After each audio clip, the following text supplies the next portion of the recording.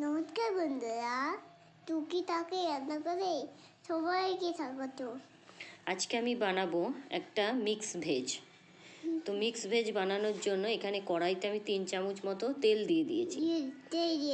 হ্যাঁ, তেলের মধ্যে আমি একটা শুকনো লঙ্কা ফোড়ন দিলাম, আর তার সঙ্গে 1 চামচ গোটা জিরে দিয়ে দেবো।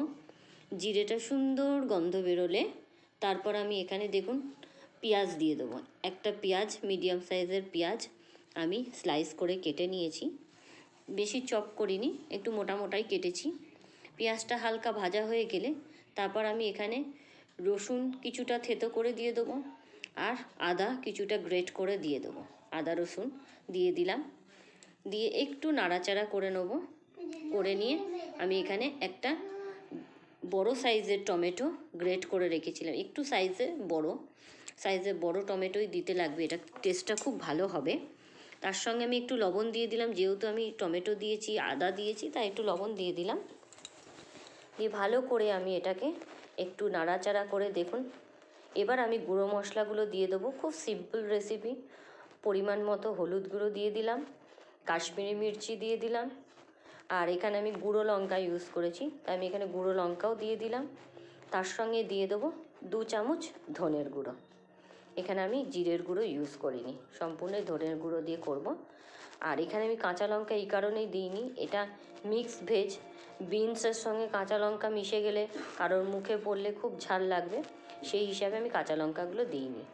এখানে আলু লম্বা লম্বা করে কেটে নিয়েছি, বিনসও লম্বা লম্বা করে কেটেছি, গাজরটাও আমি লম্বা লম্বা করে কেটেছি, যাতে সাইজগুলো ঠিক থাকে, দেখতেও ভালো লাগে।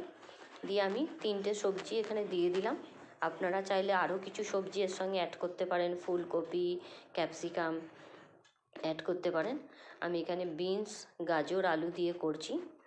এখানে সুন্দর করে আমি মিক্সড করে নেব, নিয়ে পরিমাণ মতো অল্প জল দিয়ে দিলাম, দিয়ে একটু ঢেকে দেবো। এখানে আর কিছু মশলা এখন আমি আর দেবো না, ভালো করে এটাকে নাড়াচাড়া করে আমি ঢেকে দেবো। ঢেকে সুন্দর করে আগে মিক্সড করে নেবেন। আর নতুন বন্ধু যারা আমার ভিডিওটি দেখছেন, অবশ্যই আমার চ্যানেলটিকে সাবস্ক্রাইব করবেন, আর সাবস্ক্রাইব করে বেল আইকনটি প্রেস করতে ভুলবেন না। লাইক করবেন, শেয়ার করবেন, আর অনেক অনেক কমেন্ট করবেন। দেখুন আমি আরও একটুখানি জল দিয়ে দিলাম পরিমাণ মতো, দিয়ে আমি আবারও মিক্সড করে নেব। আমি এখানে আরও কিছুটা জল অ্যাড করে দিলাম, দিয়ে ভালো করে মিক্সড করে নেব। মিক্সড করে নিয়ে আমি এখানে 4-5 মিনিটের জন্য ঢেকে দেবো। আর স্টিমটা অবশ্যই লো টু মিডিয়ামে রাখবেন। দেখুন জলটাও মোটামুটি টেনে গেছে, আর আমি এখানে সবজিটা একটু রস মতো রাখবো, এই কারণেই এটা রুটি বা পরোটার সঙ্গে খুব ভালো লাগে। আলুগুলোও সিদ্ধ হয়ে গেছে, বিনসও সিদ্ধ হয়ে গেছে, গাজরও সিদ্ধ হয়ে গেছে, একদম সুন্দর একটা রেসিপি। এখানে আবারও আমি একটুখানি ঢেকে দিয়েছি। দেখুন এবার জলটা পুরোটাই টেনে গেছে, যতটুকু দরকার অতটুকু পরিমাণ মতো জল শুকিয়ে গেছে। এটা একটু গ্রেভি রাখবো। এই সবাই মানে নিরামিষ মিক্স ভেজ খান, একবার পেঁয়াজ রসুন দিয়েও মিক্স ভেজ বানিয়ে দেখবেন, খুব ভালো লাগে, খুব টেস্টি লাগে। এখানে আপনারা এই সময় চিনিও অ্যাড করতে পারেন যারা মিষ্টি খায় একটু, বা কাঁচা লঙ্কাও দিতে পারে। আমি এখানে ধনেপাতা দিয়ে পুরো রান্নাটা আমার কমপ্লিট করছি। ভালো করে মিক্সড করে নিলাম, নিয়ে এবার আমি গ্যাসটা বন্ধ করে দেবো। দেখুন এতটুকু রস, আপনারা যদি মনে করেন যে আরও শুকনো ড্রাই খাবেন তো জলটা শুকিয়ে নেবেন, তবে গ্যাসের স্টিমটা খুব কম করে লো টু মিডিয়ামে রেখে করবেন, দেখবেন সবজিগুলো সুন্দর সেদ্ধ হবে আর মশলাটাও খুব ভালো হবে। আমার এখানে রান্নাটা পুরো কমপ্লিট, গ্যাস বন্ধ করে দিলাম। দেখুন কালারটা কত সুন্দর এসেছে, একদম দারুণ সুন্দর কালার এসেছে। এটা রুটি পরোটার সঙ্গে দারুণ লাগে, একবার অবশ্যই ট্রাই করবেন, করে কমেন্টে জানাবেন কেমন লাগলো।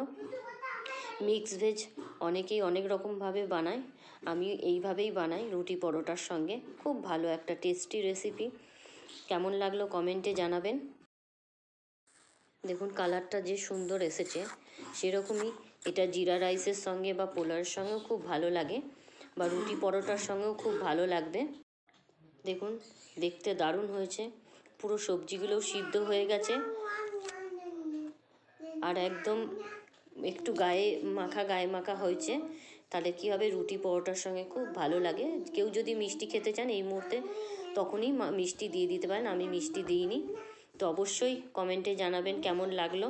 আজকের জন্য এতটুকুই, আবার আপনাদের সঙ্গে দেখা হবে। আজ বাই বাই।